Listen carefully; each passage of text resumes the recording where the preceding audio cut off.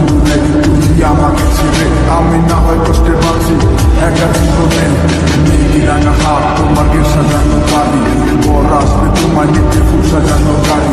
আর কিছুক্ষণ পর তুমি যাবে আমার ছাড়িয়া শেষ দেখা দিলা না তুমি একটু লাগিয়া আমি না হয় খারাপ ছিলাম তুমি ভালো মেয়ে কেন তুমি বলে চলো না আমাকে নিয়ে